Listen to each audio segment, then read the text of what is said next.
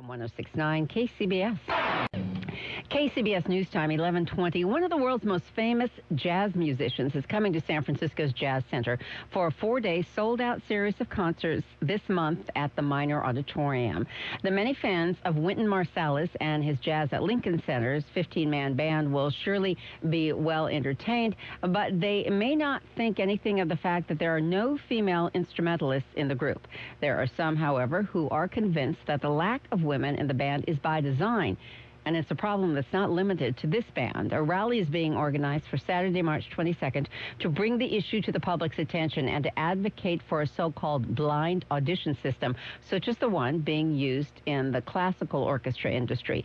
Heading up that effort is UC Berkeley jazz trumpet teacher, director of the Montclair Women's Big Band, and veteran jazz instrumentalist Ellen Seeling. She has played with many big names over the years, including Laura Nyro, Sister Sledge, Benny King, Joe Cocker, and many more, and she joins us on the KCBS Newsline. It is a pleasure to have you with us today. Thank you so much.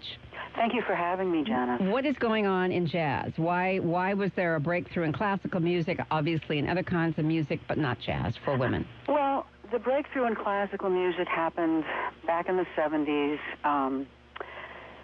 Basically, there was a pretty famous bassist in New York who was pretty much denied access to the New York Philharmonic at the time. I believe his name is Art Davis. He was also a jazz player. And he sued the orchestra, but the suit dragged on for about 10 years and he eventually was dismissed. But as a result of his activism, orchestras recognized that there was something seriously wrong with their audition procedures, and they adopted what we call blind auditions, which means that no one on the committee knows the person's name. They're just given a number.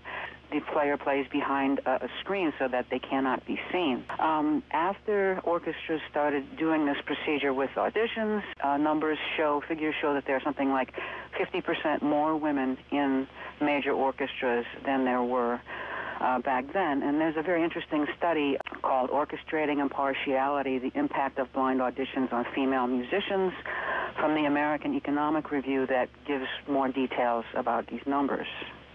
And the defense of what is a discriminatory practice in jazz orchestras is that women aren't at the same level as men yet. They are not good enough. I'm sure you have plenty of names and examples to illustrate why this is not necessarily true. That's a ridiculous statement. I mean, women have been ready for over 60 years. Even Billy Taylor, who passed a few years ago and ran the Mary Lou Williams Jazz Festival at Kennedy Center, where my big band performed in 2008, said that, you know, there have been many, many women in the past and currently, but the way jazz operates is just very, very different from the way classical music operates. Musicians get work that basically deny women access. Hiring for Lincoln Center Jazz Orchestra, for example, takes place by word of mouth without auditions or announcements of opening. And Wynton holds an autonomous decision-making power. So these type of circumstances they allow cronyism. You know, inside networks typically excluding women rather than merit to dictate opportunities. And for this reason, I believe that an answer to this problem is, the institution of blind auditions, not just for jazz at Lincoln Center, but for all, the Smithsonian Orchestra, which actually has added 3 or 4 women members in the last few years. But until just recently, all the major jazz orchestras, including the ghost orchestras of Count Basie and Glenn Miller and Duke Ellington, have never had women as members. And it certainly is not because they can't play. Since this idea of blind auditions has been around for a while in classical music, do you see a public pressure having an effect on the jazz industry, or do you think this is ultimately going to have to end up in some sort of legal action, a discriminatory case in court?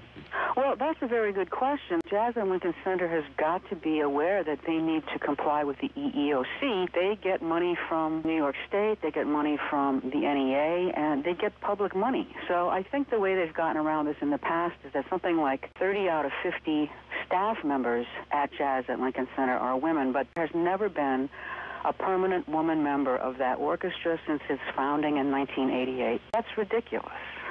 On that note, thanks so much for being with us. We've been talking on the KCBS Newsline with Ellen Seeling. She's played with many big names over the years. She is UC Berkeley jazz trumpet teacher, director of the Montclair Women's Big Band. And we're talking about the fact that there are no female instrumentalists in major jazz bands in this country. KCBS News Time, 11:26.